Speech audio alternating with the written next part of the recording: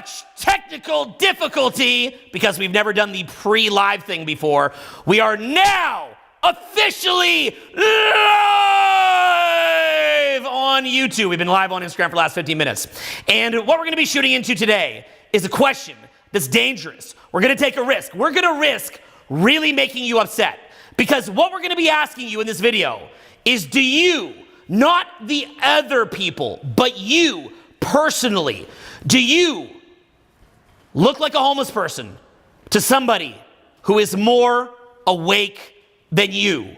In other words, when you go and meet a homeless person, in many cases, and you can't generalize across all homeless people, you can't generalize across any group of people ever, or stereotype ever, but you may have had experiences where you met a homeless person, you thought, wow, you're really, really financially broke. Wow, you're really, really mentally ill. Wow, you are spiritually asleep, like almost like your body is vacant and there's no soul. Of course, everybody has a soul in there somewhere, but for some it's more developed than others.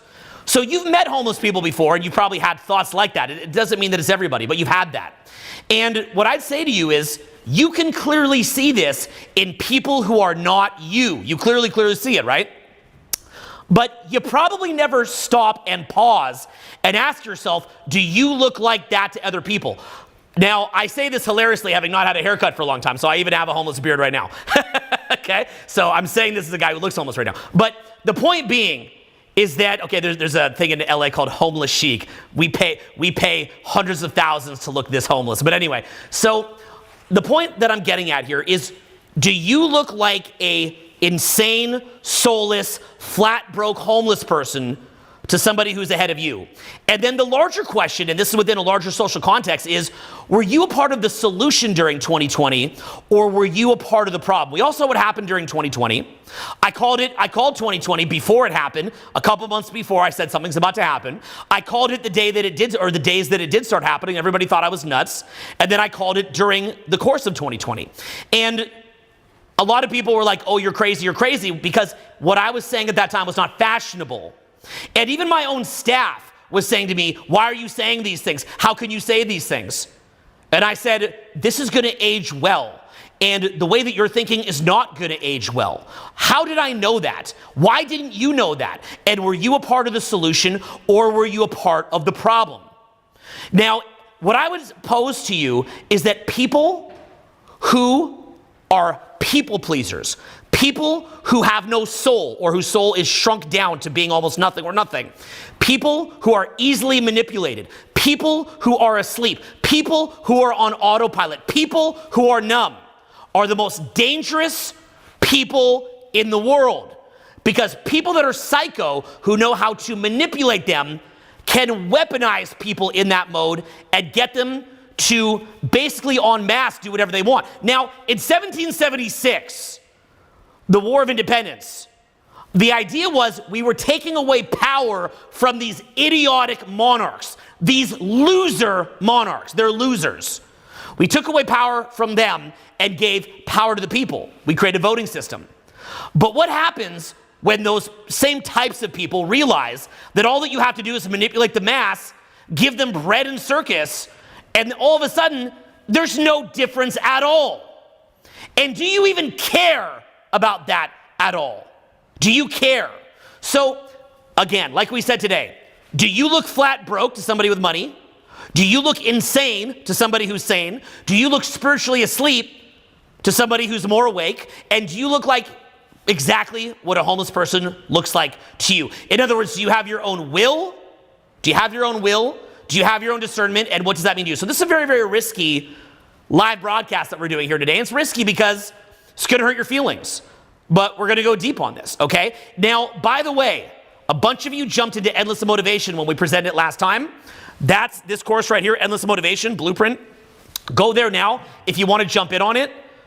We'd started it back a few months ago. We're going into a series of lives in it for people that are a part of it now. Marcel, who is a pro class, maybe best in the entire world hypnotist, certainly the best I've ever seen. I've seen a lot, is going to be there doing Q&A this weekend. Marcel does some of the most insane things that you've ever seen. And I've brought Marcel here specifically because he has insight as a hypnotist, the extent to which you're deeply asleep. He's got a lot of insight on that, okay? And if you like what Marcel has to say here today, him and I'm not just offloading it onto him, but him and I will be doing a segment inside of Endless Motivation where you're gonna have direct access to me and Marcel this Sunday. So if you want to be a part of Endless Motivation, click that link now, www.endlessmotivationblueprint.com. If you want to make more money, you want to become more awake, you want to cultivate your own will, you want to have endless energy, endless motivation, these are the tools that I've used to move towards that result. And I'm going to be showing you that over several weeks inside of Endless Motivation. If you're thinking of signing up later, I'd recommend against that. Do it tonight. Do it right now while it's on your mind. Why? Because then you can jump in on the pre-release bonus segments, and this will be one where you'll have access directly to myself and Marcel, okay? So you want to make more cash, you want to have a crazy social life, you want to build a life of your dreams, you want to travel, you want to do cool things, and you want to find the motivation and being awake enough to do it, you've got to be awake and out of autopilot to be able to do that. This program shows you how to do that. So what we'll be doing right now is jumping into this segment on why people are asleep. And I'm going to start off by having Marcel explain a little bit why it is that people are asleep, what it means to be on autopilot, why most people are barely conscious, why most of us are in a walking daze. And I'd encourage you in this video, don't just sit there blaming everybody else. Stop that. Don't go, oh, all the people are asleep, but everyone in our little cult are awake. No. Instead, what I want you to do is I want you to assume that you are the one who is asleep. Put it back on you. Last thing I'll say, I'm going to jump in with Marcel. Whenever I'm doing training, like out at a bar or club, there's always somebody that comes up to me almost every night. And they kind of walk up and they'll see me doing the training. And they walk up and they look at the clients. They kind of cross their arms and they stroke their perhaps their non-existent beard and they go, huh, they really need this. They're really benefiting from this. I'm like, shut up, you need this. They are in a better situation than you because they at least have unconscious incompetence. Or sorry, they have conscious incompetence. You're unconsciously incompetent. You don't know that you suck. Oh, no, I got this. BS, you have this. Go say hi to them. And then they just run away. They can't do it. They have no results. All they wanted was a fake dopamine spike by saying that they get it by putting themselves on my level. No, put yourselves in a student mind frame. When I talk to Marcel about hypnosis or the idea of people being unconscious, I come to him as a student. So Marcel is at such a high level with this, it's unnerving. We're going to be showing some of his videos here today, things that are going to blow your mind. Have you set him up with any videos for that? You can send it to him. Okay, we'll do that. Yeah. Okay, we're going to be showing you some videos, and I'm going to have Marcel take it a little bit away. But by the way, if you want to truly benefit from this, www.endlessmotivationblueprint.com. Hop in there now. Get into the course because you already know why are you poor? Why don't you have the social skills you want? Why are you asleep?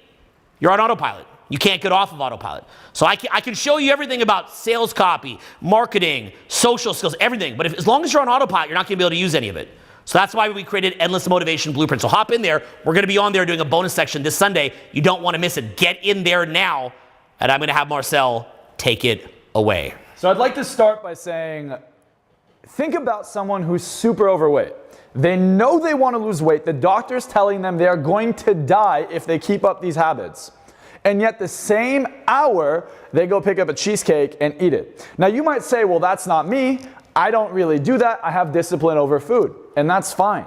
But where are you not able to understand your limitations, right? When you look at your bank account now, is it different than it was 5 years ago? Is it different than it was 6 months ago? Is it different than it was even a month ago? Change can happen quickly. If you want to make more money, if you want to have insane social skills, it doesn't take years to make it happen. The problem is your brain is hardwired to automate behavior. If you're in a tribe, you weren't really in an ever-changing environment. You just happened to be up in a mountain and you'd live in a cave and you'd have your family and your people and you'd go hunt, you'd come back, you'd celebrate, you would sleep, and you'd do it again. So the brain said, well, look, I need to make sure that my brain is hyper-optimized to be aware of my environment. So let me automate all my habits and everything that I do day to day, so I don't think about it, autopilot. So whenever there's something with novelty, something new, something unusual, my brain now goes, oh shit, let's be present, and then tries to figure it out. If you don't put yourself in an uncomfortable environment, if you don't put yourself in new environments and push the limit to what you're capable of, your brain will fall into this state of comfort and being on autopilot. Now, 95% of your thoughts, and that's being very conservative, are exactly the same every day. and you have about 70 to 80,000 thoughts per day. So 95% of the time, you're doing the same shit, you brush your teeth the same way, you put your shoes on the same way, everything you do is exactly the same. And that is why it is so easy for someone who understands these things to make a lot of money. You look at someone who does stocks or trades.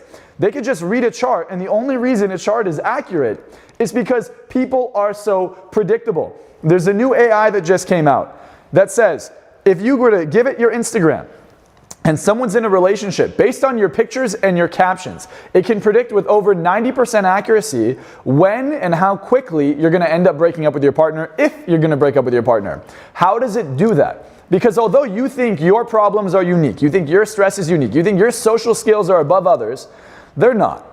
And people are exactly the same, and they've been the same for thousands of years, and they're going to continue to be the same. And unless you want your life to look different, you must tap into the same patterns, the same ideas, the same mindsets of people who have done it and are continuing to be extremely successful. So if you look at a homeless person, you ask them how they see the world, and you ask another homeless person how they see the world, odds are they'll have a very similar perspective. They might blame their environment, they might say it's been difficult, they might say it's tough, they might have a victim mentality. Then you might talk to someone who's extremely successful, and then you speak to someone else who's extremely successful, and you notice that they have very similar behavior. Now, imagine two people who are very successful socially.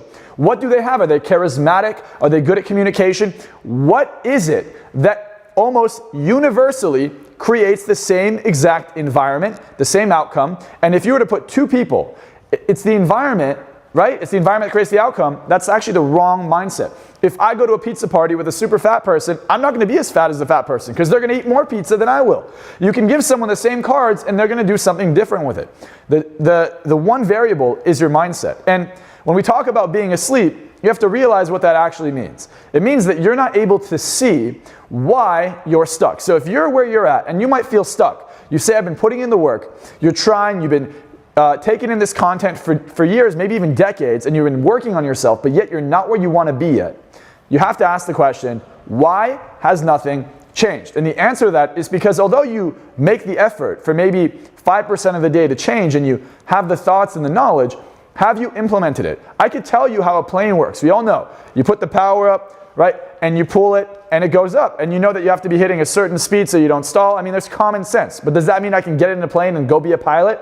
The answer to that is no, because I haven't made that an autopilot program. What we're saying is not for you to be asleep, but for you to be asleep at a higher level. And your idea is, when we talk about being awake, right, this awakening, you hear this in personal development, you hear this in spirituality.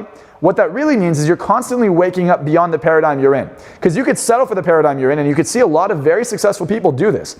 They get all the success in the world. They've created this autopilot of being winners. Robin Williams is one of them. I win, I win, I win, I win in every category. But yet, I'm not fulfilled, I'm not happy.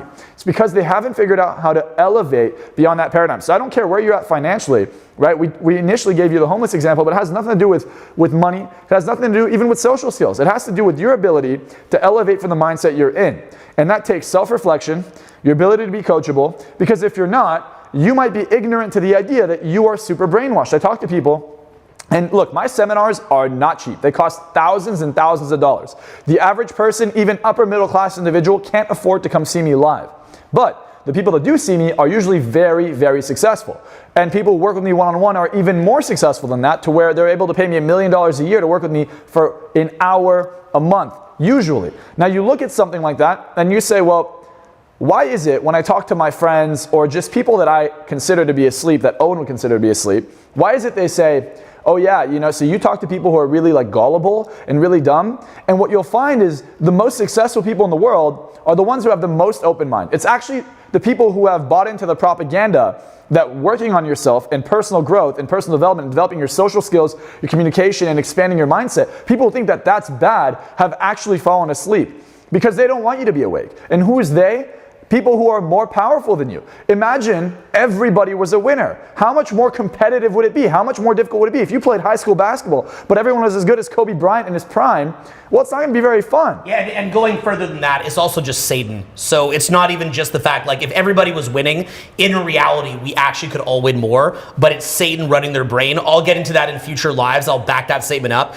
But yeah, it's basically there's an energy that wants to keep you asleep. And part of that energy is like, oh, you're working on your social skills. Oh, you're studying the mindsets of people that are wealthy. Ha ha ha, that's dumb. As if there was any other way to be successful other than to model people that are successful combined with your own hard work and intellect and critical thinking, which you develop as well, right? So when you're seeing this, okay, so you've been studying now a combination of success and hypnosis. It's funny because I mentioned hypnosis on the previous live, but in reality, like what you and I talk about, like we talk about hypnosis 5% of the time. We talk about general success principles like 95% of the time. And a big thing that we talk about, and this is huge, okay, massive, is just how bad we feel for the average person. And what you're going to see is that there's kind of like two different, camps in this, okay? So there's people who are like very, very successful, and they're like, okay, there's kind of these two different camps. There's actually more than two, so that's why I got stumped there for a second. But okay, there's people who say the masses are asleep. We need to accept this and just accept that and enjoy life and be billionaires and beyond. Then there's people who say the masses are asleep. We want to wake them up. So Marcel and I are the people who are saying the masses are asleep. We want to wake them up. But even in that process, we have the humility to recognize that we are also asleep. We are just less asleep than the average derper eating a hot dog at 7-Eleven. So there's a continuum from guy in the streets who thinks he's a victim and has mental illness and demon entities attached to him, guy eating the hot dog at 7-Eleven, average person watching social media making 50, 60K a year, person making a couple $1,000,000 a year and is largely awake. Then you get into people that are billionaires, but that are often asleep again and are in a sick satanic relationship with the masses because the rich people can be asleep, the masses are asleep, and then the rich people create the numbing and autopilot inducing products and services and media and propaganda that the masses consume in a sort of a pimp-ho relationship. And then where we're trying to get you is not to become some demon-possessed elite, but rather we're trying to get you to the point where you go from being the 50K a year hot dog eating derper to the guy making 10 or 20 million bucks a year, or maybe a couple $100 million a year. Couple of you will go on to be billionaires. Most of you, I would hope would be in the millions or tens of millions. And we want to show you that, but within the combination of saying to yourself, okay, well, how can you actually wake up? And this is something like me and Marcel sit there and we're just like this is a common thing that we bond on. We like to go out to bars and clubs a lot together. We like to we do a lot of parties together. We hit the clubs together a lot. We hang out and stuff like that. But a big topic that comes up is just how bad it is that people are asleep, how crazy it is, and how bad we want to wake people up. But it's just very, very difficult to wake people up because they don't want it, okay? So in other words, it's like if you were to go rescue that prostitute from her pimp and you're trying to help, and then right as you're trying to help her, let's say that she pulls out her high heel and starts hitting you in the face and start calling you evil and then runs back to her pimp and says, I'm a good person, daddy. I'm a good person, daddy. And you're like, I'm trying to help you. And then they bloody you up, and then they tell the pimp to come and kill you. That is in many ways what it's like when you're trying to wake up the masses. And there's levels to this, and you think you're not one of them, but and here's what's so sick about it, is that you're sitting there now saying, I want to wake up. I don't want to be one of those people who's asleep. I don't want to be getting pimped. You're saying that. But that even in and of itself is the asleep voice that is actually going to then use it to shield off the types of things that it is that we're saying. Okay? So it's like trying to wake up is like trying to hold on to this like slippery eel, and every angle that you get is messed with. For example, most of like the best information on how to wake up has been ridiculed or taken over by sick cults. Okay? Ridiculed or taken over by sick cults. So you might have the best information on the world on how to wake up, but a cult has taken it over, like Christianity. Or you might get it to where, there's really, really powerful contemporary information on how to wake up, and then media will come in and surround that immediately. Look at something as simple as Aaron Rodgers for the Green Bay Packers, right? He goes and does this like darkness retreat, deciding what he's going to do with his upcoming year. And something like I never did a darkness retreat, but that would actually be a really, really smart thing to do, like to actually go just be in total darkness for like a couple days and get in touch with yourself. That'd be an amazing thing to do. But the media will frame that as he's some weirdo, he's some idiot.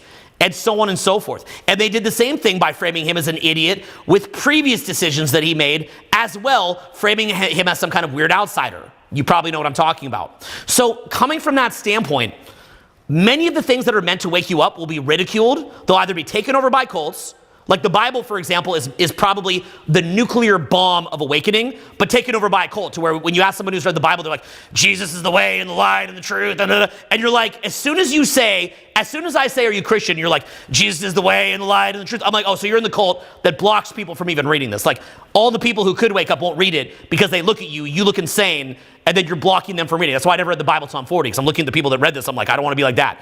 Or the best media, or the best contemporary content, block by the media. Or even your own inner voice, where we talk about this, and you're like, yeah, I want to wake up, but why do you want to wake up? Just because you want a little bit more money. Just because you want a little bit more comfort. You don't want to actually escape the jail. You want to make a golden jail. You don't want to actually wake up. An example would be, I've had it where maybe I'm dating somebody, and they've watched as a lot of different people have stabbed me in the back. They'll see it happen. And then the person who I'm dating is like, I would never stab you in the back, Owen. Those people are so bad. But then as soon as we break up, they go do the exact same thing. So it's one of these things where it's like, they were saying, oh, I'm like one of the awake people who would never do that. But that's called an RAS flip, by the way. We'll talk about that later. I wouldn't have an RAS flip. I wouldn't act like that. But they themselves are also asleep. So it's completely a lie. You're not even talking to a conscious person. You're talking to just some voice that's talking at you like a puppet. And this is what we talk about a lot. So why would you say that people are often puppets? And we're not even saying that we're not. It is a lifelong endeavor to wake up out of this. I mean, as soon as you said, no, I'm not like that, you're already back asleep. As soon as you say that you've graduated, you're already back asleep. Like we said, it's a continuum. But like you were saying to me, like consciousness is like this thin little veil. Yeah. People can barely get out of autopilot for even like a few seconds a day. Yeah, so consciousness is so thin that you believe that your ability to focus, like right now you hear us talking to you, we're talking to you from a place of an autopilot program that allows us to communicate thoughts and ideas. That's why we're able to do it so fluidly. If you look at the best basketball players in the world, they're in a trance. They're on autopilot. They've done the work so many times. They're amazing. You look at someone who's the best race car driver in the world. You look at how they do it when they're in the zone. They're not thinking. There's too many moving parts for you to consciously process it. Your conscious mind is weak. So to give yourself credit there is really ignorant. Your goal in personal development isn't necessarily to become more conscious, but to use that thread, like that small thread of consciousness to improve upon the programs that are in your mind. And as you do that, you hopefully start to tap into that thread at will. A lot of people think they're conscious and they're not. I'll hypnotize someone and you get them into what you call a somnambulistic state. This is the deepest state of hypnosis. Literally, if you look up somnambulism on Google, the definition is sleepwalking. So if you sleepwalk, cool. If you don't, by the way, a third, 33% of the population is considered a somnambulist. The point where theoretically someone could hypnotize you in 10 seconds if they just met you on the street. Like that is, and you might say, no, that's not me. Odds are 95% of you on this are that person. But we're going to ignore that and we're going to pretend that that's not the case. So let's just say you're not that person. Let's just say you're part of the 66%. There's already people in the comments like, no matter what you say, Jesus is the truth and the light. And it's like, but that's not what you said. You if anything, I'm Jewish, and he's trying to get me to read the New Testament, which by the way I've read. Yeah. I went to Catholic school, but he's a huge advocate. So to say he's not is again I'm in the cult. But Jesus is the truth and the light. No, what I'm saying is that you're blocking the understanding by being in a cult because they're not getting you to really read it. If I drill down on you, you won't understand what's in there. If as soon as I drill down, what does this mean? What does this mean? What does this mean? You're like, the truth and the light and the truth and the light, which means that you're still asleep. So the very things that can wake you up are distorted. Like that thing that distorts your true understanding is the devil. But you don't even know what the devil is. You probably think it's some guy with horns.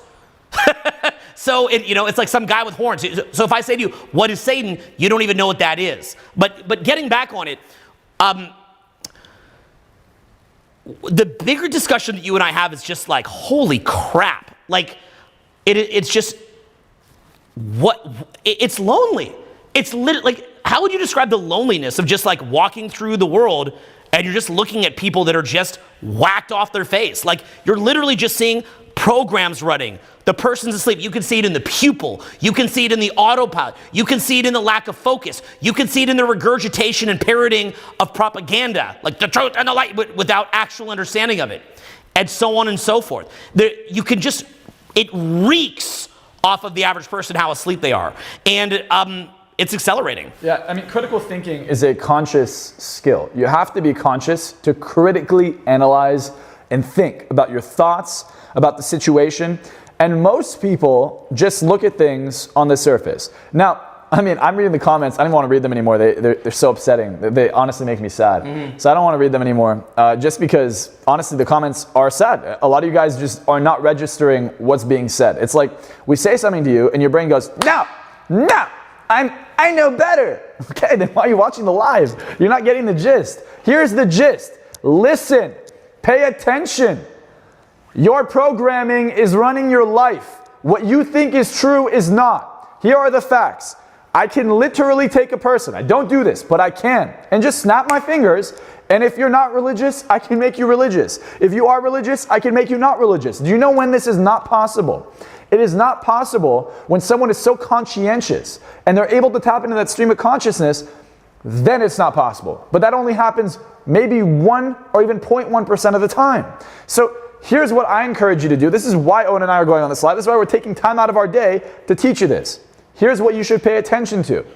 Is there a blind spot in your way of thinking? I mean, when you see someone walk on the street and they go to the same job they hate every day, they wake up to a relationship that makes them miserable and they say, maybe I'll leave in like a year, and they don't, and you don't even know how much time you have left, and you just sit there and you have the same miserable thoughts, you're still unhappy, you still make excuses for why you can't socialize at the level you can, you still make excuses for why you're unhappy, and you say this isn't you, but instead you come here and you want to feel better and you decide you're going to troll. Well, I mean, if it makes you feel better, troll, fine.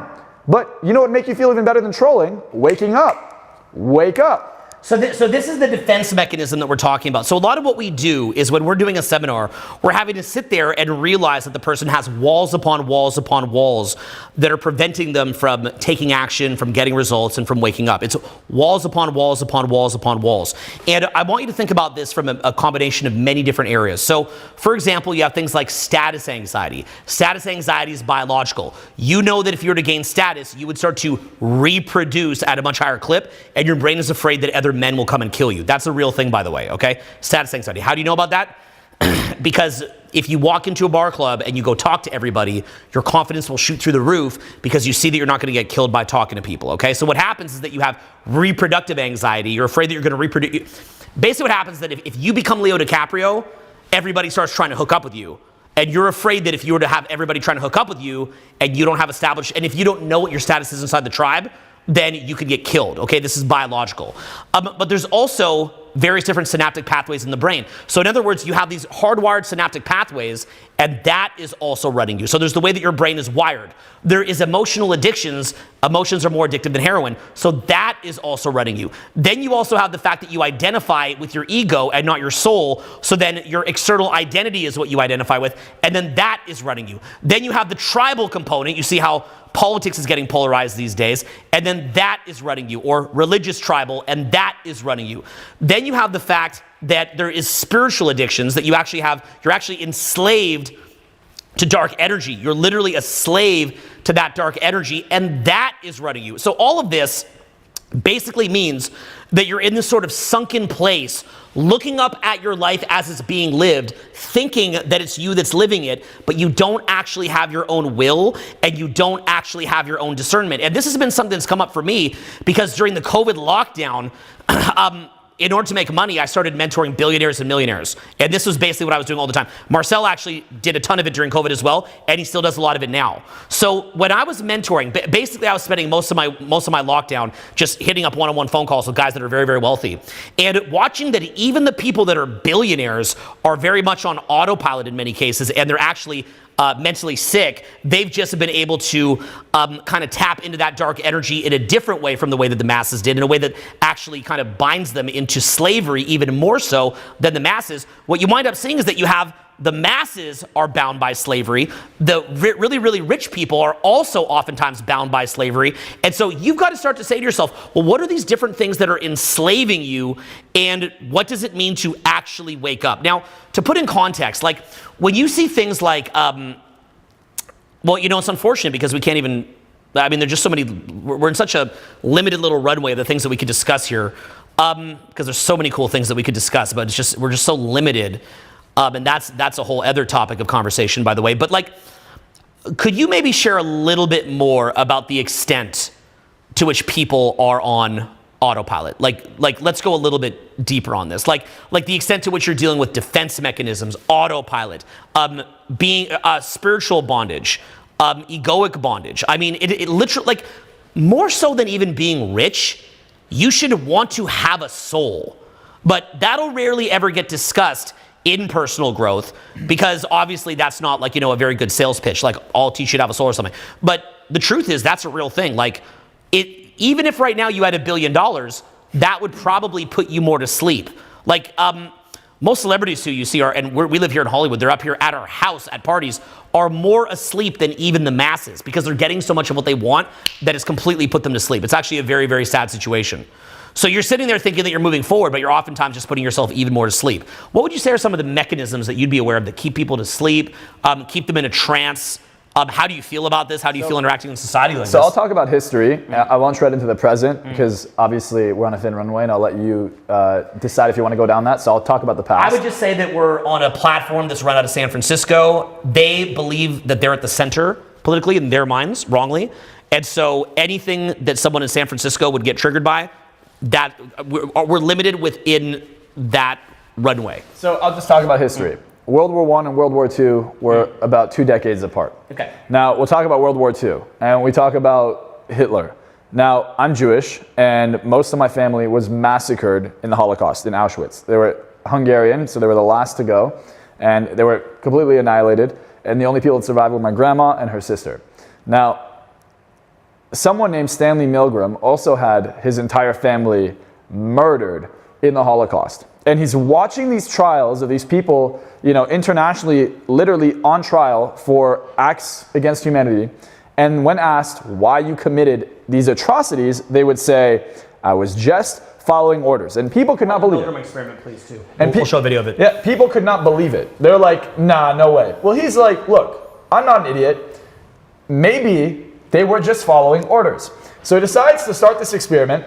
How he does it is he puts in a newspaper, an advertisement, hey, you know, we're doing a study on learning. Come if you're, you know, we'll pay you $5 if you volunteer. So they come in, and then like us sitting here, there are 2 people sitting down. One is an actor and one is the volunteer. And this man in a lab coat comes. He's tall, he's big, he looks strong, he looks authoritative. And he says, both of you pick. You're either going to be a teacher or a student. So every time the volunteer came in, they were always going to be the teacher. So then they went around this wall. The student sat down, and there's this electrode there. YouTube, please. YouTube. He put it on the teacher and or the volunteer, and it would give him a small electric shock. So they saw what it does. Then they would come around, and there was this huge control panel that literally had buttons that would increase the voltage. And at the very end, it says deadly, do not press, whatever. So the way the experiment was run is every time they would ask the student a question and they got it wrong, they would increase the voltage. And eventually, the voltage would get so high that the student would start screaming, saying, stop, I have a family, my heart hurts, please, and then eventually go completely silent. They'd go completely silent, yet these people would continue all the way. Now, you might be surprised. Let's show it. Yeah, you might be surprised as to what percentage. I mean, we'll play this video, and then I'll tell you the percentages, which are even more appalling, and it'll tell you the percentage of people that are actually asleep. So. A decade earlier, psychologist Stanley Milgram had also looked at how we respond to authority.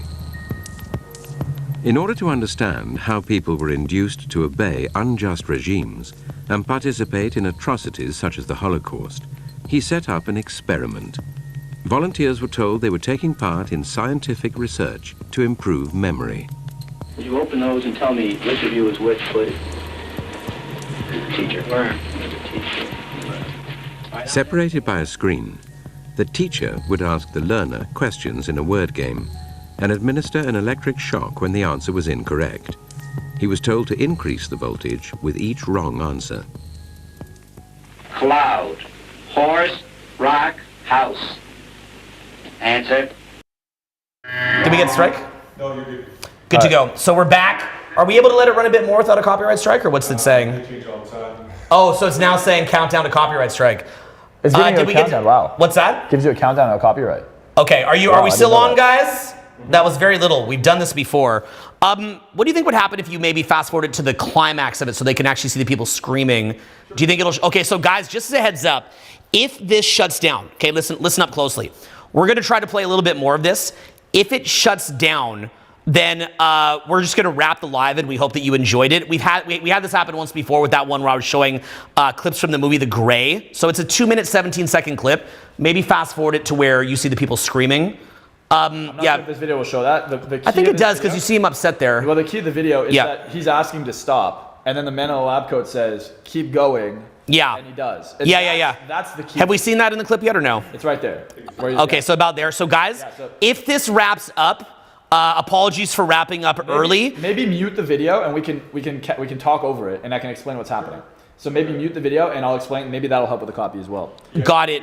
And by the way, guys, if you want to learn more about how to cultivate your own willpower, Marcel and I, we're going to be able to have a private conversation, not here, but a private conversation. Hop into www.endlessmotivationblueprint.com and come and join us for a private conversation where we can speak very, very bluntly to you about a lot of things that are going on and a lot of the brainwashing and things like that. But more, and you know, that meta level stuff is really fun, and we'll talk about that, but also how that impacts your own life. The belief that I have is that in the long run, money, social success, dating success, and all that, in the long run, not immediately, but in the long run, it's really just a stepping stone to ultimately waking up. So in other words, ultimately, you're not going to care about money. You probably have so much of it you won't care. Ultimately, you're not going to care about social success and dating success. You probably have so much of it you don't care. Just like how ultimately being able to make a sandwich, you don't care, right? Like, you have to understand that when we when we're marketing, you will make more money. You will have dating success. When we're saying that to you because the ultimate awakening that we want you to have, you're not at a paradigm where you'd even be able to resonate with that. So we teach things like how to become a millionaire or how to become successful in social skills or dating or things like that because we want to get you to take a stepping stone, but what we really care about is the larger lessons that you're gonna get on the stepping stone, okay? Because I can promise you, as great as, you know, pumping a hole all day is, or eating at a fancy restaurant or living in a big house, as great as that is, at the end of the day, that becomes normal very, very quickly. Like, you ever get a television, maybe you had like a 27-inch TV before and it was 1080, and then you got a 4K 80-inch television or 8K 80-inch television, and for the first week you're like, look at this TV's amazing, this TV's so cool, right? You're obsessed with it, but then it goes on autopilot, like Marcel said. Like, literally, when I moved in this house, all you could do for the first week is like, look at the view. It's amazing. It's so amazing. And very, very quickly, you just stop caring, okay? It becomes this thing where you just stop caring. So getting social success or getting money will become this thing that you don't care about once you have it. But the thing is that it's the lessons that you get beyond that that are really, really, really good to make a difference in your life. Does this make sense? I would argue that you can only see clearly if you're starving, which a lot of people are. If you're starving for social success, you're starving for more financial freedom, if you're starving for better health or a better mindset or more confidence, by the mere fact that you're starving, right? They did a study where you go to grocery shopping. If you're starving when you go grocery shopping, you're going to shop way more. You're going to spend on average double the amount you would normally spend. You'd buy unhealthy food. Whereas if you go grocery shopping when you're full, you'll actually get what you need, not just indulge. And that's the scarcity aspect of this, is that if you're starving in some areas, you're not making rational decisions. You're going to think you need this, you need this, you need this. And finally, when you're in abundance and you have it, now you see clearly you're above the paradigm of desperation. You're above the paradigm of starvation. And now you could think in ways that allow you to do it. I think we should resume this, and I'll tell them exactly what to do. By the way, guys, I'm going to say something on Sunday. When I'm speaking at Endless Motivation, I'm going to go into this program. I'm going to talk unfiltered. I'm going to talk uncensored. But here's the catch. The same talk I gave to my mastermind, which pays me $60,000 to be in it for a year, okay?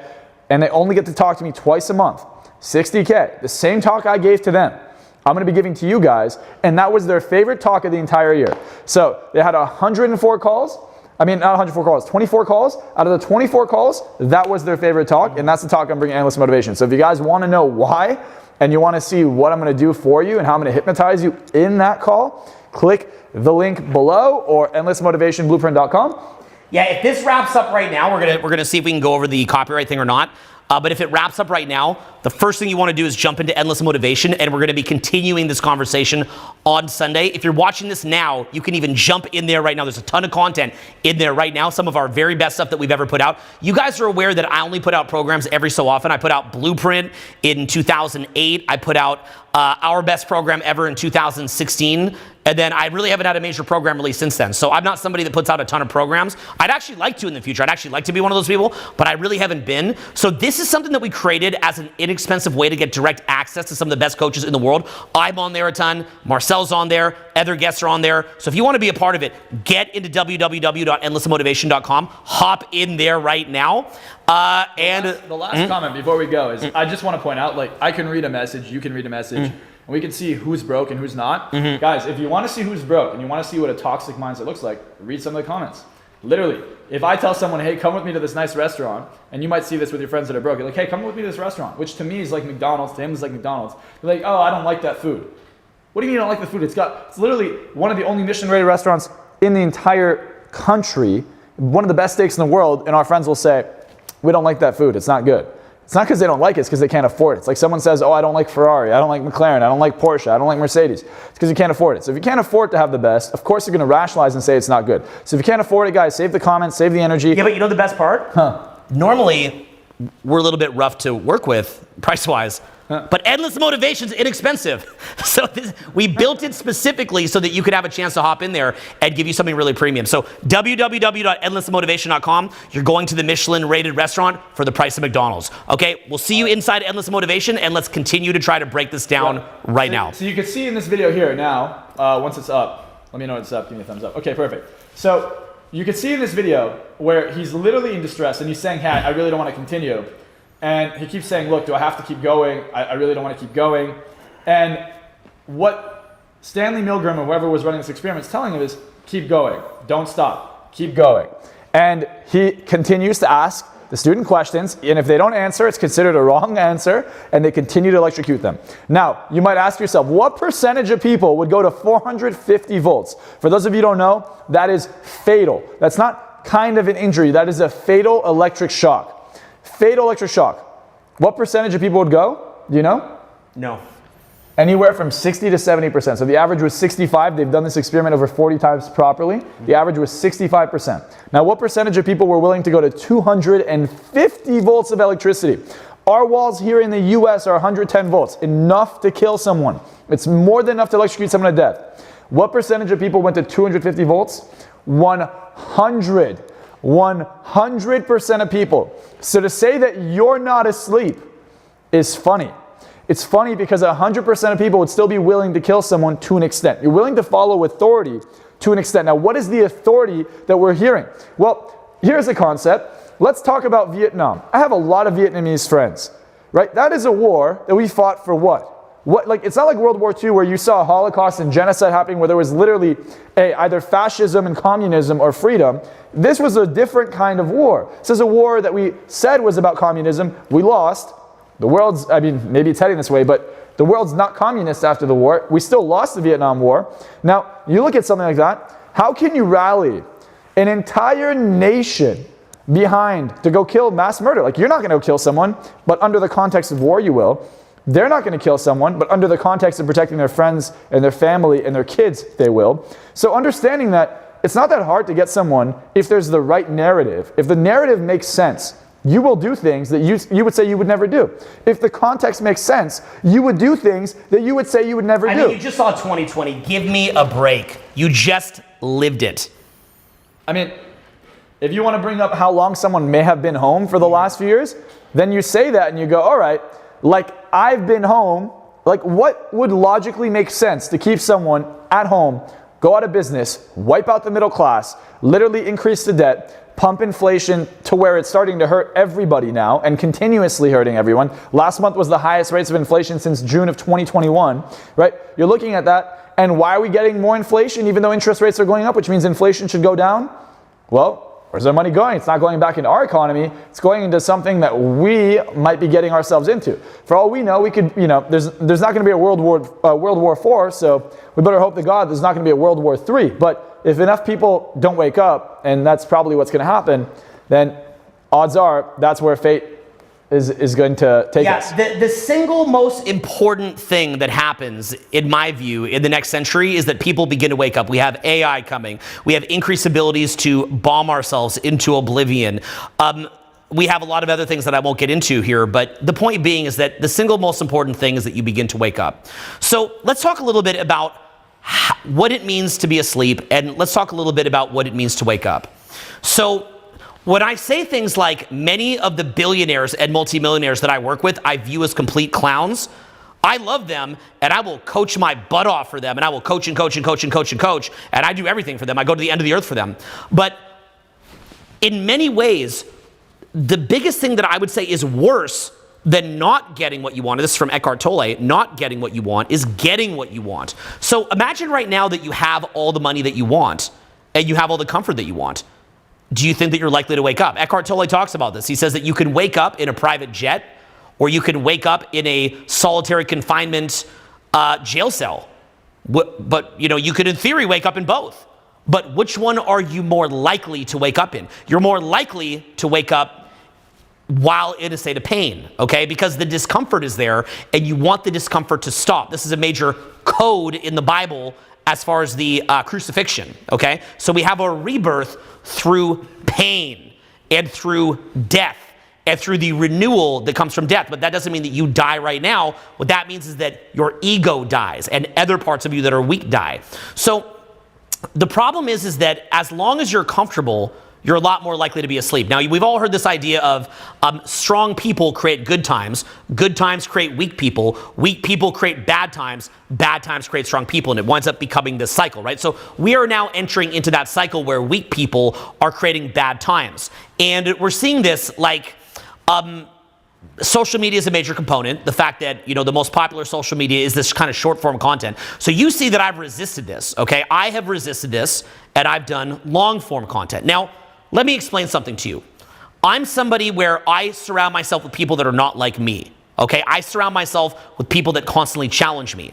So I have people that are a lot more spiritually woo-woo than me and say that me even running a business at all and even engaging with the physical world at all is a waste of my time. And I have friends like that if I brought on are very, very persuasive. Likewise, I have friends that are deep, deep, deep in the business world that talk about anything that related to awakening as if it's some foo-foo garbage and it's idiocy. And I have friends that also do that. I have people on both sides of that spectrum, and I have friends in many, many different walks of life, as does Marcel. Marcel, in fact, is really, really good at networking. Marcel has a lot of celebrity friends. Marcel has a lot of high-level friends. Marcel has a lot of very awake friends, and he introduces me to great people all the time. We were just hanging out with Prince EA just the other day for the whole afternoon. Marcel introduced me. It was a beautiful experience. So coming from that standpoint, I have a lot of people on my business team who I hire because I don't want a bunch of woo-woo people helping me with the business. I want them to challenge me. What do you think, though, that the people on my business team think about me doing a 3-hour video? How do you think they feel about that? They're angry. They are fumingly angry. So I'll be on a phone call getting really good advice from them, and they'll be saying, why are you releasing a 3-hour video? What, nobody's, like if you look at the metric of that, within 15 minutes, the viewership has dropped a huge amount. So why would we be releasing a 3-hour video? Why do we release 20-hour programs? Why do we do seminars that are 15 hours a day for 4 days straight? Well, one of the reasons why is that we want to challenge ourselves to have sustained focus, but we also want to challenge you to have sustained focus. So I'll pay editors to go chop up those videos and to cut them into reels. We just had Chris Brown just reposted one of my reels, and I think it got close to 1 million views, and that helps to increase followers. Like, there's no reason that you can't do both, okay? You don't need to shoot yourself in the foot to make, to scream into the wind while nobody's listening. You want to meet people where they're at. But in the same way that I do reels, when really what I'm passionate about is long-form content, in the same way that we say, we're going to help you to make money, and we're going to help you to get dating and social success, because we want you to quickly have that, the content that we're deeply passionate about is you coming off of autopilot, because I've got 3 kids and I want about 10 more. Marcel doesn't have any kids yet, but he wants to have children. And we're sitting here and we're like, our kids are completely, utterly screwed unless people begin to wake up. So as speakers and as people that have a rare window into this, we have a responsibility to try to help people to wake up. It also says right in the Bible that if you understand this and you don't do something about it, you're going to especially burn. And I truly do believe that, but it's not in the way that you'll think on the surface, okay? That you just go to some flame land with the God, the devil going, you should have done something. It's not like that. But there's a spiritual component there that is very, very real. So what I would say to you is, why is it your priority to wake up? Why is that important for you to wake up? And yes, you'll make more money when you wake up. Yes, you'll have more social success when you wake up. You will have those things. But how do those things act as a stepping stone to waking up? Like, how would you say that running a business or getting better social skills, things that are hard or scare you, have helped you on a path to waking up and getting out of trance and to not being the guy in the Milgram experiment? Look, if you want to be an Olympic athlete and you're running around fat, you're not going to be an Olympic athlete. I'm sorry, it's not going to happen. If you want to run a successful business where you're making millions of dollars a month, if you want to have an insane social life, like the social life of James Bond, and you want to crush it, it's not going to happen if you're not charming, charismatic, or confident. It has nothing to do with your looks, by the way. It has to do with your personality.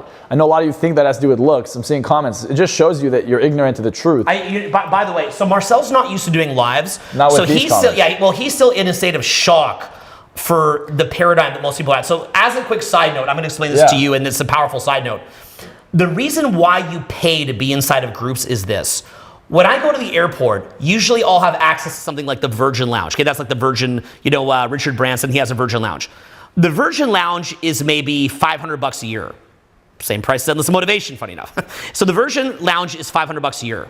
And when you go in the Virgin Lounge, there's some grapefruits there, there's some cereal and some bagels, and pretty good Wi-Fi access.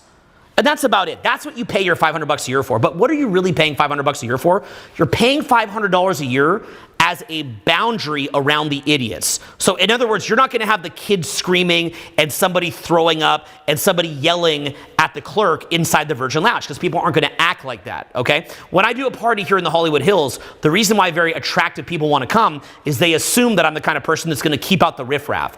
So generally speaking, if you want to look at the quality of clientele, the lowest quality is going to be random people on social media, although many of you here are not like that at all. In fact, most of you aren't, because we do long-form content to screen those people out. But some people are like that. And that doesn't mean, by the way, that anybody that has a criticism or some good, healthy feedback is one of those people. Rather, it's somebody who just keeps typing the same thing over and over and over, and it's just something completely idiotic, and it's not even feedback, right? So that's somebody who's part of the riffraff, but they don't even see that. They're blind to that. It's meeting certain needs.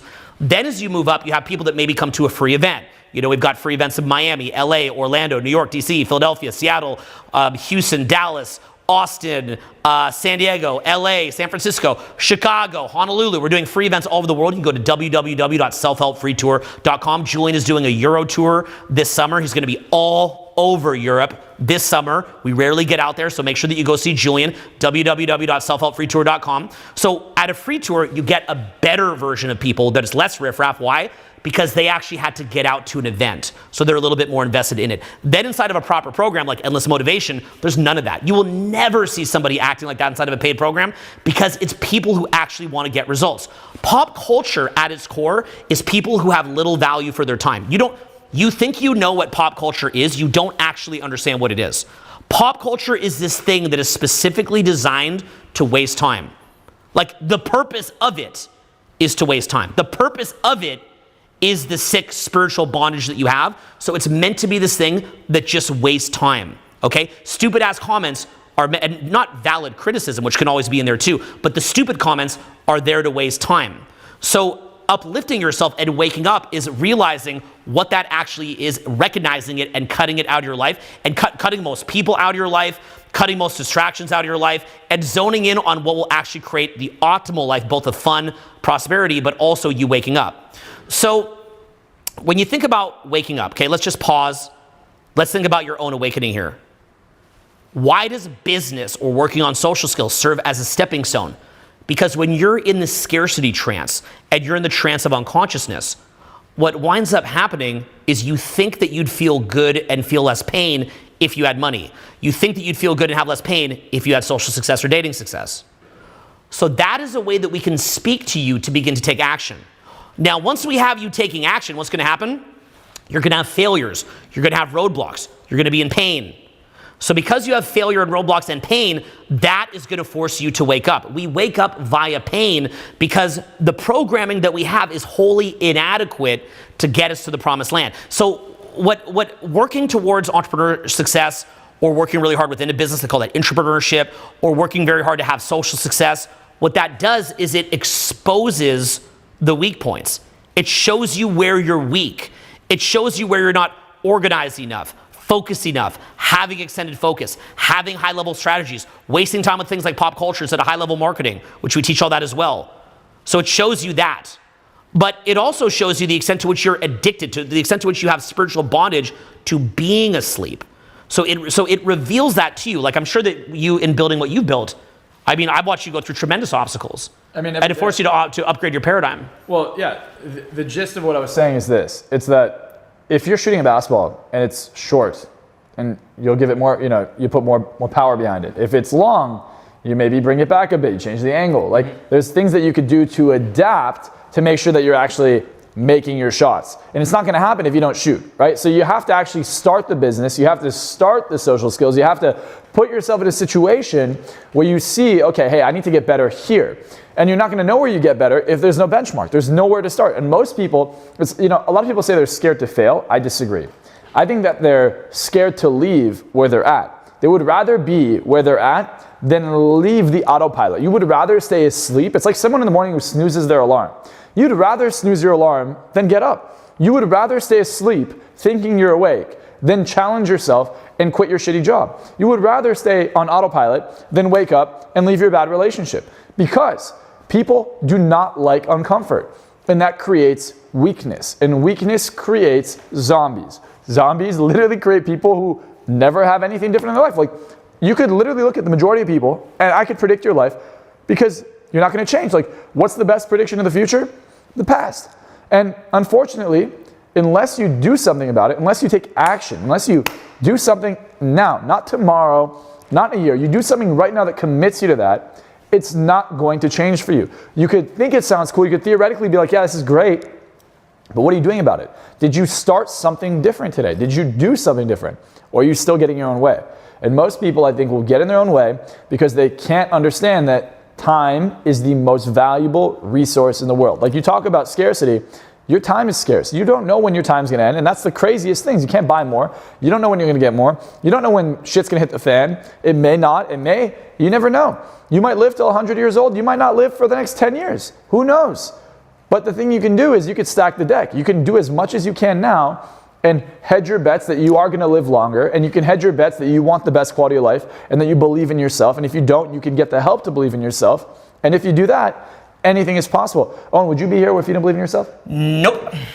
Yeah. No, I mean, it's a wall of people who don't believe in me, including in my own organization. They hate the long-form content. They hate the fact that I speak at a high level to these ideas of waking up, which are horrible for sales. They hate that I would talk about things like Christianity. They tell me, stay on message, just purely talk about the exact result you want and nothing else at all. So, when I spent 3 years in a forest for the past 3 years, sitting there, getting kind of fat, not being at home working on the business, and just literally being up in the mountains creating content that it's not even out yet. Can you imagine the extent of the blowback that I got from that? When I spent 4 years creating the blueprint, can you imagine the blowback that I got from that? When I said things to my staff like, we're not going to be releasing DVDs for a couple years, we're just going to start releasing everything on social media. Let's just cut off that multi-million-dollar sales funnel. Can you imagine the blowback that I got from that? Look, my own girlfriend didn't even believe in the vision that I had for us being out in the forest all the time and scramped. Okay, so it's one of these things where I'm sure she'd have her own take, but the point being is that you know, I have had many, many, many different people who didn't believe in the vision that I had. I mean, when I was doing things like getting, you know, real life videos and so on and so forth that we used to post, people said, well, we do the real life training. If you post videos of that, they're not going to come to the real life training. And my entire instructor team would give me blowback about that. Me telling the instructor team, oh no, we're not going to be doing DVDs for a couple years. We're going to be doing videos, blowback about that. When I said we've got to shift out of that stuff and into general self-help, can you imagine the blowback that I got on that? Okay, and removing all that old stuff that we used to do, the blowback that I got on that. So even within my own organization, there is a huge amount of blowback. Then you have the fact, let's pause and think for a minute. For all the people that have ever really used what it is that I teach, how much video content is there about I'm using what Owen's teaching versus critique videos and people throwing their hands up in the air and going berserk about what's being taught? How many people are actually like, no, let's actually go and do what gets taught? So it's like a pyramid, and the top of the pyramid is very, very small of people that are actually waking up and that are actually using the content, that are actually moving forward. And the bottom of the pyramid, the pyramid is people that are basically just using the content to shred it apart, make excuses, block out actually taking action. And the content, when we're focused on waking up this much, and I'm not even just saying just this content, I'm just saying this topic in general, this content happens to cover that, but just this topic of waking up in general, it is such an addiction to not waking up, and you don't realize that the mind comes up with millions and millions and millions and millions and millions of excuses continually, walls upon walls upon walls upon walls, not to wake up. It doesn't want to wake up. There is a parasite on your psyche that doesn't want to die. So that is actually controlling your psyche. So there's this tiny little shred of awareness in you if you're watching this video. It is much, much, much, much, much, much smaller than you think. Tiny little shred of awareness. And what you need to do is you need to water that awareness like a plant. You need to give minerals to that awareness like a plant and keep feeding that little bit of awareness. And keep feeding it and feeding it and feeding it and feeding it so that you go from being 0.0000001% awake to maybe 0.2, 0.3, and then eventually begin to bridge the gap. And so you've got to start, there's something in you. And it's not in most people, but we're now over an hour into this content, okay? So if you've been sitting here watching this for an hour, that means that you're somebody who on some level you want something more for yourself. These are not the kind of, when me and Marcel are talking to people in public, we're talking to them like they're babies. We're not having these conversations. We're not like, hey, you need to wake up now. Look at you, autopilot, parasitic consciousness. We don't say that because they're not ready. But if somebody has gone through the filter of watching all the videos and sitting here and looking at this and so on and so forth, there's like a tiny little voice in there. And it doesn't have to be through me. It could be on your own practice. It could be through Christianity. It could be through other spiritual practices. It could be through Eckhart Tolle. It could be through meditation practice. But there's some little seed in there that says, I hate that I'm asleep. I hate that I'm a slave. I hate that being broke or not having social success is a reminder that I can't get control of my mind. Like, have greater hate for the unconsciousness that leaves you broke. Have greater hate for the unconsciousness that makes you too afraid to approach and be confident to build social skills and to meet new people. Have greater hate for the unconsciousness. Have a greater hate for that. Want the awakening more than anything else, and then use the social skills, use the money making as stepping stones because iron sharpens iron. You're not just going to wake up sitting there contemplating it, although sitting there contemplating it for periods of time is a powerful component as well. But most people I know who are just meditators are even more asleep in many, many cases, and they have an ego about it. They have spiritual ego about it. They're doing spiritual bypassing. We're here in a physical experience. You know what the first step should be? Mm-hmm. And if you're asking yourself, what's the first step I take? I think it's to raise your standard for what you want in life. A lot of people sit there and they're like, well, this is fine. But you talk about feeding the plant, but take the plant out of the closet that's dark and put it into the sun. Put it in an environment where it's going to thrive. You put the plant, like, there's a lot of people that I used to be friends with that I cannot be around for even 30 seconds. I have a zero tolerance policy for anyone who's just negative, unhappy. I mean, if I've dated people, and I have, and they start crying and they're unhappy, I literally tell them to stop and get out, like leave, go away, because I can't be around that. I can't be around that mindset. It doesn't resonate with me. So if you put yourself out there, you're gonna see that other people that are in a higher paradigm won't be able to stand you. And then you're gonna get better. And you'll be like, okay, what am I doing that they're not doing? And then you'll change, and then you'll get better, and then you'll attract these people, and then you'll have a higher standard again because you see what's possible. Right now, what you think is possible might be much smaller than, and actually, I would guarantee that it's a lot smaller than what you're actually capable of. You're capable of doing a lot more. Like, you might look at someone like Michael Phelps and be like, I can never get to the Olympics. Odds are, if you're in your early 20s, you probably could get to the Olympics if you put in a certain kind of work, had a certain kind of work ethic, and worked out and trained like Michael Phelps. But you may not believe it, so it's not going to happen. That's why the first time someone ran a 4-minute mile, the same week, 12 other people ran a 4-minute mile. Since then, thousands of people have ran a 4-minute mile. Not because it's impossible, but because someone showed others that it was possible. If you're in an environment where everyone you know isn't doing what you wish you were doing, what do you think is going to happen? You're never going to thrive. But if everyone in your environment's actually doing the things you want to do, and that's what I did when I was younger, put myself in an environment where every single person, the norm was to have crazy social skills. I felt insecure that they were able to do things like approach people and make friends and get phone numbers, and I couldn't. So I said, well, time to raise my standard. There's not a single one of my people in my social circle or Owen's that can't do that. Like, it's shaking hands. It's casual. It doesn't matter. There's not a single person in our social circle who is not selfless. We're always thinking, how do I add value to your life? Hey, can I invite you to dinner? We're arguing for who gets to pay the check. We're arguing for who gets to do what. Hey, bro, I have a lot of friends. Can I bring some friends over? And we all have a good night. And, you know, some of the friends are really cool. They have attractive behavior and personalities, and we like, you know, we have a win-win situation. We actually have a good night. And this can happen. Like Marcel's out with Jason Derulo the other night, and he's at, who's that guy's party that you're at? David Dobrik's house. And then he just winds up bringing over like a whole grip of models up here. You saw it on my Instagram story. And, you know, it's nice to have friends like that. Like, hey, can I bring over 20 models to your house from this party, right? And that's just a normal kind of thing. But again, let me be clear here. When we say Marcel brought 20 models over from David Dobrik's and Jason Derulo, do you understand why we have to say this to you? Do you understand how sad it makes us that we're talking like this to you? Like, do you get how sad this makes us? Because if we talk about real awakening with you and why we're really in this, your brain will not process it because you don't understand the extent to which you're at the cause. You don't understand the extent to which you're at the cause of your inner state. You don't understand the extent to which you can, but not like it says in the book The Secret, manifest your own external results. Manifestation is real, but not like the way that you think about it in the book, or videos, So The Secret. Telling me I can't just sit there and be like, it's going to come to me, it's going to come to me. Are you sure? No. I was in 8th grade. I had a crush. I was in love with this girl named Taylor. And I would just always imagine, like, one day she's going to follow me on Instagram, and I know she's going to like me.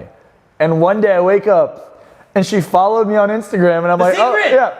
And I'm like, oh, she must like me. I go to school the same day, and someone asked her out, and she said yes. And I'm like, oh, I guess it didn't happen. But it was all unfolding in your favor and for your benefit and all for you and your personal narcissism. He just thought about it longer. He thought about it longer. So he manifested it quicker. Yeah, guys, the way that The Secret is, he manifested faster. The way that The Secret does work is that there is a mirror of your internal reality and how your external reality works. And that is a real thing. But it's not like some derper who wants to be lazy then manifests a parking spot. Okay? Like, when you align with that higher power, with the energy of creation, and you begin to wrap your opinion and your psychology around what the energy of creation wants, that will often, in very freakishly supernatural ways, begin to cause things to pop up. But that is because you are now serving that higher power. That doesn't happen when you're just serving yourself. And that's why when you align to that, your life changes. But that's not like your selfish little narcissistic desires, like you get to be lazy and not work hard and not care about people and just care about yourself. That's not how this stuff works. But that is a very, very different topic. But what I would say is this: understand that your own happiness is very much in your own hands. Your ability to be incredibly successful is very much in your own hands. But even the idea of celebrities, why do celebrities get paid so much money for endorsements? Okay, why is that? It is because in the derper's mind, they believe that the celebrity validates things as being true. They look to the celebrity for social proof. Now, there's a way in which a celebrity does give realistic social proof, and then there's a way in which it doesn't. The way that a celebrity gives realistic social proof, like let's give an example. David Yurman, they make the bracelet that I'm wearing, okay? So David Yurman just went and hired Scarlett Johansson and Shawn Mendes as brand ambassadors. Well, when you see that, you can say to yourself, okay, this is a bigger brand than the guy selling diamond jewelry out of the back of his van. Although, funny enough, I have a friend who sells diamond jewelry out of the back of his van that I was showing you some of his jewelry, and he actually puts better quality diamonds than David Yurman because they put their money into brand ambassadors. But nonetheless, it shows that at least on an intelligent level, when you see a celebrity endorsement, it at least shows that that business at least has enough money to get the celebrity. But like I said, a lot of the time they shirk on product quality and spend the money on celebrities, right? So that's the problem with that. But at least it shows something. But where the derper is looking to the celebrity for how to think is the mind has two different ways of processing reality. One way that the mind processes reality is by looking at it through your own eyes, which is tiring and burns up calories in the brain. The other way is groupthink. How much does the brain, how many percentage of calories does the brain burn a day, do you know? It's like 20%. So something like 20%, right? So what happens is that when you think a lot, you actually will feel a lot of cortisol in your body. Okay, so for example, I've helped my father to build a house, and then I've done a whole day of seminar. Often I have more inflammation in my body after a whole day of seminar than I did when I would help to build a house all day, although I was very, very swollen and sore building a house all day. Why is that? Because you're blasting your body with cortisol when you're thinking. You know, if you're doing a marketing campaign or things like that. So it's proactive. It's proactive. I think a lot of people miss the mark. So just so they don't miss what you say. The non-autopilot part of the brain? Yes. Like when you're reacting, you have a program for everything. You have a program for your routine, you have a program for your friends, you have a program for everything. So when you're proactive, you're saying, hey, I want to change what my life looks like. You now have to proactively say, what needs to change about me? And that's when you can grab onto that consciousness and say, here's what I need to change. And then here's what you realize is different about someone who's growing versus someone who's not doing anything. It's your self-perception. We're taught what it looks like to have a mask. We're taught what it looks like to pretend to be confident, to pretend to sound cool, to pretend to be rich, but you're not taught what it feels like. And therefore, when we talk about manifesting in that mirror of reality, what I would argue is you can't mirror what you're pretending to have. A mirror doesn't show you what you're pretending, it shows you what you are. So your life becomes a reflection of what you actually are. What do I believe about myself? Do I believe that I'm rich? Do I believe that I'm capable? Or do I just believe that I can act that way? And I think 99% of people when they get into personal development, because they're so lazy, they don't want to put in the work, they want to take the shortcut. The shortcut never gets you anywhere. Actually, the shortcut's the long route. That's a paradoxical thing that they don't understand. Yeah, it's like if I I can go get liposuction and I'll never look the way I can, and then, all right, fine, now my body just lost its entire fat reserves. You think your body's not gonna go into like starvation immediately? It's now in fight or flight, it's scared. It's like where I just got injured, I just got the entire fat out of my body sucked out of me in an unnatural way, and you're gonna gain the weight back. And that's why there's return business in liposuction or like a facelift versus eating healthier, putting the time in the gym, having more exercise, building the strength in your heart, actually making your body the way it needs to be fit. Same thing happens with your mind. If you're not gonna build your mind up, your mind gets weak. And fueling your mind is more than just food and water. By the way, I don't know if you know this, if you're just 2% dehydrated, your mind operates at up to 40% less efficient. So just not drinking water, like you're drinking alcohol or God knows what disgusting stuff you put in your body, that literally makes your ability to think and improve drastically go down. If you're not sleeping at least 7-8 hours a night and you're an adult, same thing. Drastic dip in improvement. Now, if you're sleeping too much, same thing. You're sleeping too much, your brain's not going to be incentivized to move forward. You're not going to have the dopamine or the serotonin necessary to get you to take action. So you have to realize there's this fine balance when you're hungry to grow and you're optimizing. It's like biohacking, you talk about it all the time. You have to realize that there's levels to the way you can think. Like your whole life, you might have been an idiot, like stupid, but deep down you have the genetics to be a super genius. The difference is you don't know how to think. A lot of people make it harder than it is. Can I draw on this and show people an example? Yeah, by the way, when you look at this billboard right here, endlessmotivation.com, when you sign up, Marcelo and I will be running that this Sunday. And what's going to wind up happening is that we're going to be doing a seminar like this, but there's going to be ongoing back and forth dialogue, and we're going to be working with you directly. So if you like what it is that you're learning here, okay, and you see how passionate we are about it, and you want to get around a mastermind of way, way, way better people, and you want to have a guardrail against dumb people because you're basically getting around people that are actually serious about this. If you're an action taker in nature, and you want to learn from people that are 20 years ahead of you, like you see value in learning from people that are 20 years ahead of you, and you believe that you will rise to the standards of people that are ahead of you, click this link right now, www.endlessmotivationblueprint.com. Just click it right now, and what's going to wind up happening is you're going to sign up right now, and you're actually going to get to a point where you're working with me and Marcel this week as the bonus directly. Now, by the way, I'm going to keep Endless Motivation going for a little bit, but if you're thinking of getting it at some point, I'd say do it right now, because you're going to see people commenting under this video next week, oh, darn it, I missed the Marcel session. So this is a very, very real scarcity, because he's coming this Sunday and he's not going to be back anytime soon.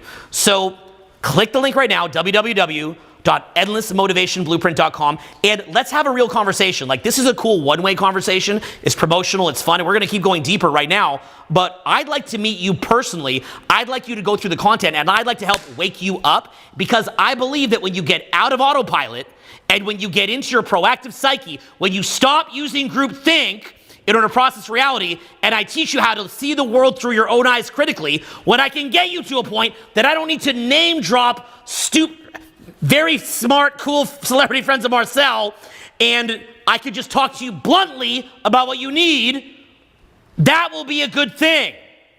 That will be a good thing. Yep. Because currently it's like talking to a baby.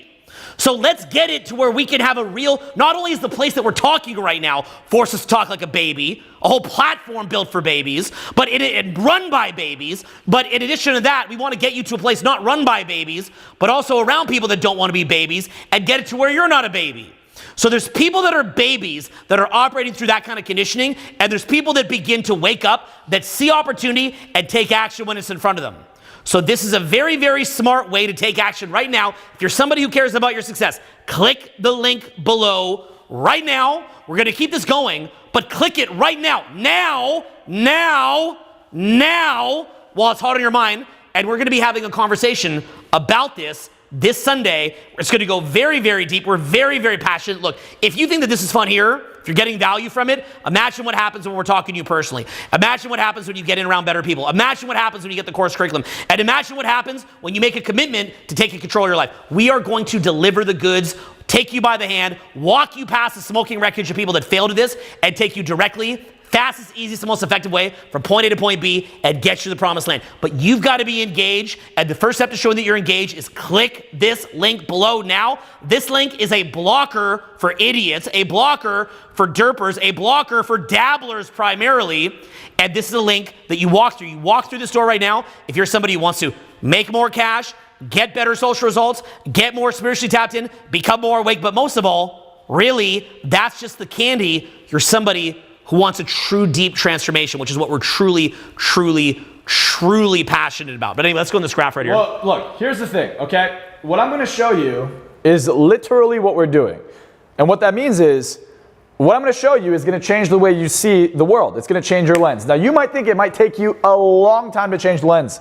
It happens like this, especially when you're committed to changing. If you're not committed to changing, you're not going to change. But change happens right now. I'm going to give you a quick example.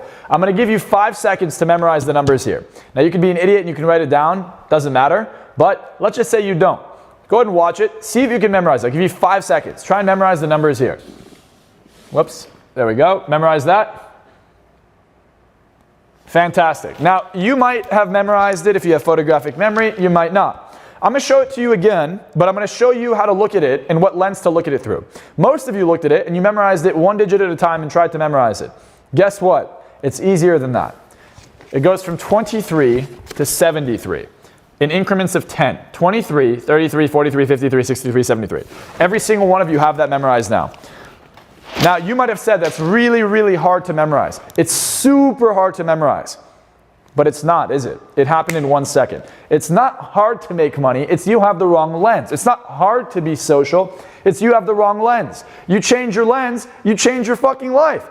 The problem is if you've never seen that there's another lens, or you don't know what the lens looks like, you're screwed. You're stuck. You're going to sit there. You're going to feel the wrong emotions. And guess what? Emotions create the wrong lens. If I'm in a state of anxiousness and stress and depression and unhappiness, I'm not going to look at life as an opportunity. I'm going to look at it as misery. I'm going to look at it like I'm going to fail. You know why Owen and I are so excited every day? Because we get to live our lives the way we want. I wake up and I say, and I don't mean wake up in the morning. I'm talking about wake up from a nap in the middle of the day because I gave myself the free time to be able to nap whenever I want. I wake up and I decide, you know what? Let me go buy myself a second Porsche GT3, manual, brand new. So I go buy it. At 3 o'clock I woke up. At 5 o'clock it was in my driveway. How am I able to do that? And you think that's my only car? It's not. I not only have a car for every day of the week. It's not what matters. What matters is what allows me to be the only person in the entire country to have a Mercedes SL63 fully loaded for 3 months. What allows me to have the freedom? What allows me to have the friends I have or be around the really, really attractive friends that I have? What allows me to do that? I allow myself to do that. Are you allowing yourself to do it, or are you making your life hard? Life does not have to be hard. It can be easy. When I was in high school, everyone would sit there and do the math homework. I was like, fuck this. I want to be an athlete. I'm not going to spend 2 hours doing math homework. So I'd go to one of my classmates and I said, hey, you do the first half, I'll do the second half. I go to my second classmate and I say, you do the second half, I'll do the first half. And then I would swap it with them. They had a win-win situation. I didn't have to do anything, but I delegated my homework. I thought outside the box. In order to think outside the box, you got to see something outside of the lens. Look at the lens that we're in. You can't see outside of this. But if we change angles, all of a sudden you see it from a different perspective. And if you see it from that perspective, here you are. Now you see something else. What are you blind to? Well, you're not going to know what you're blind to unless you go to the next level. And to go to the next level, what I recommend you do, truly, you're not going to get into my program for $500. That is a fact. So if you want to get into something that allows you to even get hypnotized to change your lens, and not just for me, Owen changed my lens. When Owen met me, I was grinding my ass off to make $5K a month. I mean, working non-stop, and I was making $5K a month. And then all of a sudden I see Owen do things, change my paradigm. I would say Owen is probably the most influential mentor I've had, and I say that as someone who's crushing it. He is literally the reason I am where I am. And I'm not just saying that as like, oh, you think this is a testimonial. Guys, I was on a trajectory to be the coolest hypnotherapist in LA and maybe make 7 to 8K a month. 7 to 8K a month. If I don't make that by 10 a.m. in the morning, if I don't make 10K by 10 a.m. in the morning, and you might think I'm kidding, but it might be out of your paradigm, I'm not happy. I'm probably going to literally fire somebody. That is how my paradigm has shifted, where I go from making at most 5K a month to making it by 10 a.m. Like, you might look at it. And the bad thing is that this is not going to age well, because eventually people will look at that number and they'll be like, could I still get it for that? And you're going to be like, that was a decade ago. So that's not even going to age well. No, I think people don't even have a paradigm for that. And look at how fast my rates have gone. Look how fast my, But by the way, why do we have to say this thing to you? Like, a major reason that Marcel will go buy 5 cars, a major reason why I will floss and show different things that I've shown, is because you're a baby. So this is how we enjoy. Look, I enjoy a lot of these like fighter things in life that I have. They're cool. But even as you have to understand that when you're on the other side of awakening, when you're on the other side of that, those are just tools that you're using to communicate with the baby. Okay? So we will sit there and we will have nice things and have a nice lifestyle, and we appreciate it. Anybody who tells you like, oh, money can't make you happy at all, that's like a rich person just trying to demotivate you from making money because they think that there'll be more money for them. Okay, so it came out of Harvard saying that people who actually made 7 figures or more were much happier than people who made below 7 figures. Yeah. And people who made over 8 figures, so decamillionaires, were significantly happier than regular millionaires. And if they were self-made, they were happier than all of the above. Yeah, the self-made is the big one, right? Yeah. And so the thing is, though, is that understand that we will sit there having a nice lifestyle. But in order to get to that nice lifestyle, you'll hit these different pitfalls. And what'll happen is usually let's look at like some emotional math here. Okay, so let's say that right now I go out and I socialize, let's say 3 days a week. And let's say that on average, maybe 2-3 times a week, I have like what you might call like, a success. We'll call it that. Well, when you look at the different hours that you'd spend going out versus the 20 minutes to an hour that you'd experience in a success, well, does the math actually add up? Does the math add up there? Well, clearly the math does not add up because the amount of work that you're putting in does not add up to the math of the pleasure, right? When you build a business and you grind and hustle to build it and you go through stress and experimentation, by the time that you go to the 5-star dinner or get the Rolex watch or have the 5 cars, those are not going to return the pleasure to you. They can't. So that's why I'm saying it's talking to a baby, because the baby believes that the rich person either got lucky, cheated the system, or is happy now that they have the money, and that the reason why the poor person's unhappy is because they don't have the money. That is partially true. I'm not meaning to diminish that or the pain of poverty. It's true in that paradigm. Yeah, it's true within that paradigm. Yeah. But you've got to understand that for somebody who's successful, you could take away their business and they'll rebuild another one. Take away that one, they rebuild another one. Take away that one, they rebuild another one. Like, how many times would Marcel say, be with somebody who's very attractive? And he likes that person, and then he sees me and he's like, hey, just to be cool, here you go, Owen. Or I might be with somebody very attractive, and just to be cool, here you go, Marcel. Our buddy Sid is downstairs right now. I had a nice experience. I was out the other night, and I just thought, maybe it's Sid's moment right now. Here, meet Sid. Sid goes and has his moment. Why is that? We do that because I can turn 6 inches to the left and be in the exact same situation. So, you can't. Well, not with you. No. Oh, you said you can't. I'm like, no. Yeah. No. You're doomed for life. You can't have that. It's not possible.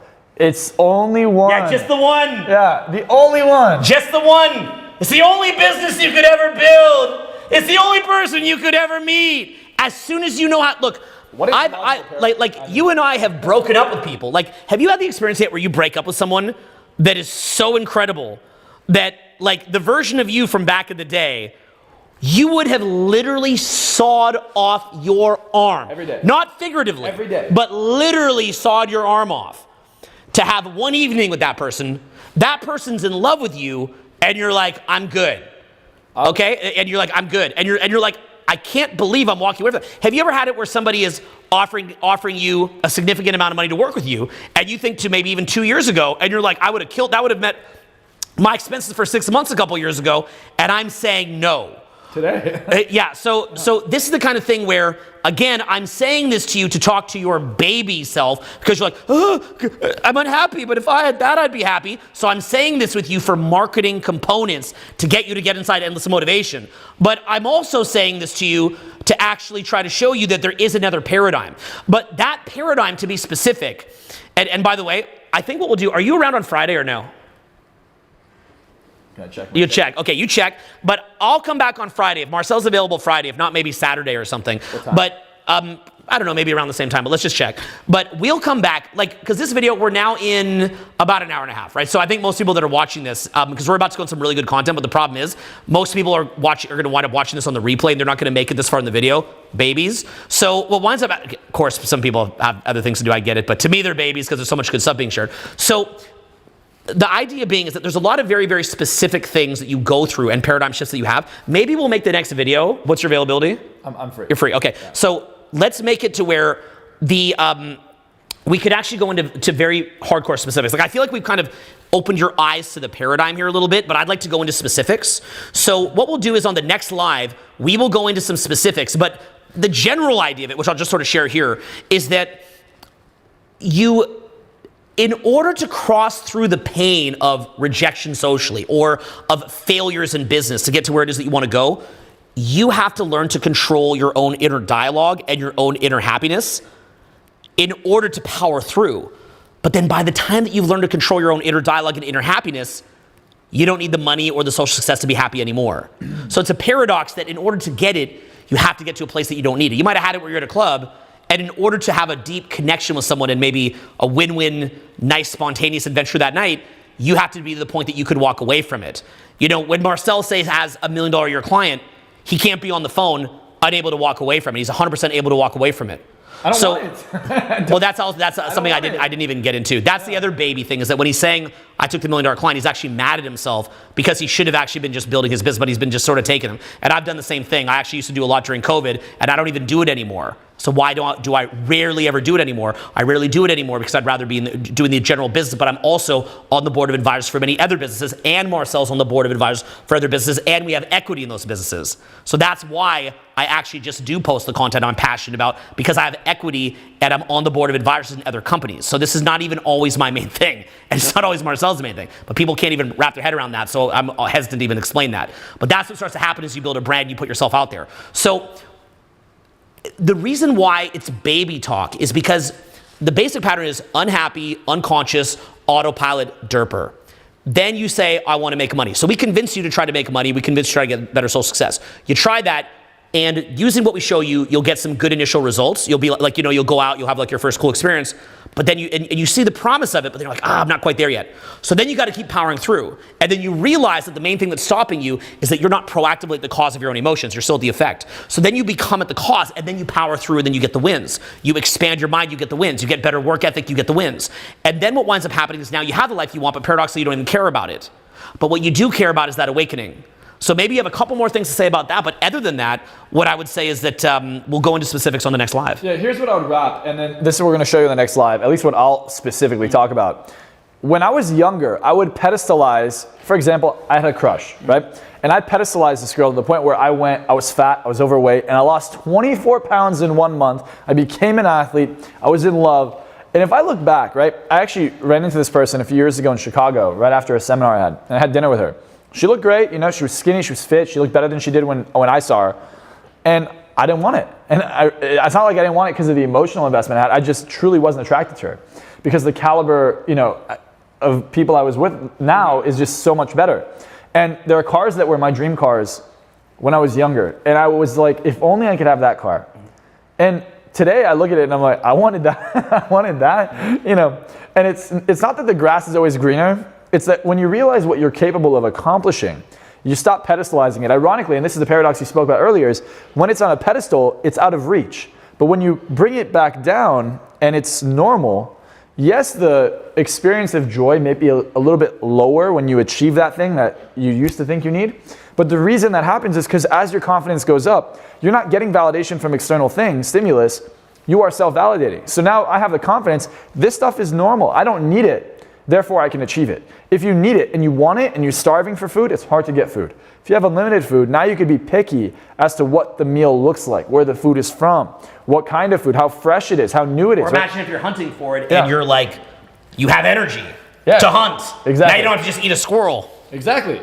And I think a lot of people are just like, just give me whatever, and they rationalize how good it is. And that is why you get fucked. You get fucked because you don't know how to get into abundance. You might start this upwards momentum and then you sell out before you hit the top or even near the top. And it's compounding. Like you can make $1,000 this month and next month all of a sudden you're making 20 and then you're making 100 and then you're making 150. But simultaneously, you can't get comfortable at the 1 or the 10 or the 150. You have to have this hunger to keep compounding the business because what you put in, you get out. Like think of your business and your social skills, and this is the last thing I'll say, as like a relationship. The more you put into the relationship, the more you get out of the relationship. But if I'm putting poison into the relationship because I'm not aware that what I'm doing is actually hurting it, it's not going to benefit me. So you have to be able to tap in. You have to be able to literally fuel it with things that will make it grow and thrive rather than running on these patterns that do the opposite. So next Friday. This Friday. Yeah, this Friday, 2 days from now. Yep. Yeah, all right, so in 48 hours, Owen and I are going to talk about literally how to expand your paradigm so you stop pedestalizing things and therefore you actually can have it. It's not hard to reach. We'll talk about how easy it is when you make the shift to have the social life you've always wanted, to make the money you've always wanted to make. Because it's not, I don't know if it happened for you, it happened for me, and you've seen this, where overnight, my income just 3x's. I make more in an hour overnight than I made my entire career combined, and then I do it again, and then again, and then again, because you realize what's possible when you get out of your own way. Yeah, and so what he's really showing you here is that as you advance, you're willing to walk away from less and less and less. And by the way, the final thing that you need to walk away from is many of my billionaire clients who are so hooked in that world that they stop there and they don't wake up. So the ultimate thing is not just building a golden jail, but getting out of the jail completely. And that is what Endless Motivation is all about, is taking you through the stepping stones where you use things like making money or getting social success or other things that we like to teach. We teach that to you because I don't want to come to you and talk about total freedom when you have other things that are on your mind that are more practical, right? Like, a lot of teachers, they're like, you should have freedom, you should be happy no matter what, be present no matter what, da-da-da. And it's like, okay, cool. Well, if you're so smart, can you show me how to do that and to be rich? Can you show me how to do that and to get results? So my thing is like, if you want social results, let's get that out of the way this week. Let's get the money thing out of the way this week. Like, let's just do that now and make that a win. And then if we can build that kind of a win for you and get you on that kind of trajectory, doesn't mean you have ultimate results in a week, but if we can get you on a obviously positive trajectory and stacking some initial wins, then you'll actually say to yourself, whoa, I listened, these guys are for real, this helped me, and I'm now seeing what's possible. And then what we can talk about is exploring real liberation, which is the kind of psychology that you cultivate in the process of getting these wins, right? So you might, and just to be very pragmatic about it, you probably had that moment where, you're working on something, you're very, very present. You're like, well, I'm in the zone right now. But then it goes away. How do you get to the point where you can live in that zone? Take Adderall. Yeah, take Adderall. Speak from that zone. He does not, just because there's going to be babies on here that think he's serious. Okay, we don't do Adderall. Closest thing I would do to Adderall would be green tea the odd time. And even that's too much. So, No drugs, no yeah, alcohol. no drugs, no alcohol, baby food. Disgusting baby food. So let's get you even past that point, because what my real goal here is, so you watched me traveling for 3 years making that backlog. My goal with that backlog that I built is to create a list of non-babies. And I think that we've done that at a much, much higher level than almost any other group that I've seen online. But I want to get to the point where I don't have to celebrity name drop and talk about millions of dollars to get your attention on what really matters.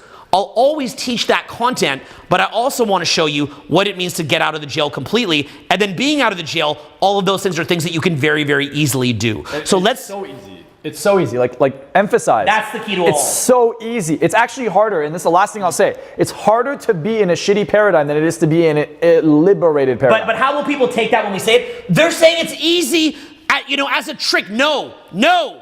What we're saying is that it's, okay, you see how when I went no, you can't hear it, but the house is like exploding. The neighbors probably hear it, but the mic caps it. If I want to be loud, if I say to myself, I'm going to yell as loud as I can, but I do it the way most people do, my throat will actually lock up. I'll blow my voice out and be speaking like I just hit puberty immediately, because I'll go no, but I'll do it the way most of you would do it. I'll go no, and I'll tighten my throat, and I'll make it hard, and I'll blow out my voice for a couple days. But if I just make it, hey, no, hey, that's actually, now you can't hear how loud that is, but it's, come to a free event. Put up the free event thing, www.selfhelpfreetour.com, okay? If you're just on this live right now, we've got them coming up in Orlando, Miami, LA, New York, Philadelphia, Washington, Boston, Houston, Austin, Dallas, Hawaii, Seattle, Chicago. Julian is doing an entire tour of Europe, all over Europe, and we rarely get out there. Click that link right now, okay? And it's free. Click. No excuse. Literally just do it. Completely free event. Get in there right now, okay, and come and see us for free. Case in point, if you saw the free tour video that I just put out with Pablo and my son Dylan was in it, I have a mic that goes to my mouth there, but during that segment, the speakers are off. Look at the size of that large crowd and consider that the microphone is completely off and my voice is booming over the crowd. In order to do that, it cannot be hard.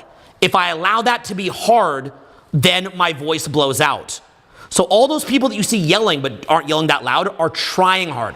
I'm trying less. Hey, I'm trying less. With social skills, you see us crushing it, we're trying less. With work ethic in the day, we're trying less, which also, and this is a very, very subtle point that'll probably go over your head, the trying less means that you're in a non-resistant paradigm, which means that higher level ideas that are highly effective from higher level paradigms become apparent. Okay, so the idea of non-resistance, like what Eckhart Tolle would talk about, is also what allows your RAS to open up and also allows you to operate at a higher level. Get into a peak state where you can actually see the answer. If you're feeling stuck, it's because you're in the wrong state. You change your state, bam. And I'm telling you, So that's what when you say it's easy, the hard part is unprogramming. or changing the way you think. Yeah, but once you've changed the way you think, it's easy. Or if you get a pattern or a habit of doing that, of personal growth. There's a huge negative connotation to personal growth, and I think it's because they want people to be limited. But some of the most successful people in the world, what do you think they do? You think they don't work on themselves? Yeah, good luck. Good luck. So if you're ready to work on yourself, we are going to be doing a live session with real interaction. If you want real-time interacting with us this Sunday, go to www.endlessmotivationblueprint.com. This program is going to be about figuring out what it is that you want, getting onto the journey, the specifics of the journey, and every little tool that you need to master the journey so that the results actually happen. That's really what Endless Motivation is all about. It's about making your dreams actually happen, but also the awakening that you achieve through that process. Marcel is going to be the guest on here this Sunday. I am so excited for you to see the session. Click this link right now. Click it, guys, right now. Do it. Yeah, you'll get immediately right in the program and right in the course materials, and we will be chatting with you this Sunday. See you there. Inside of Endless Motivation. Thank you very much, bro. Thanks for having me, bro. Guys, see you Friday, see you Sunday, and make sure you click that link. We're going to be going deep. Later, guys. Peace.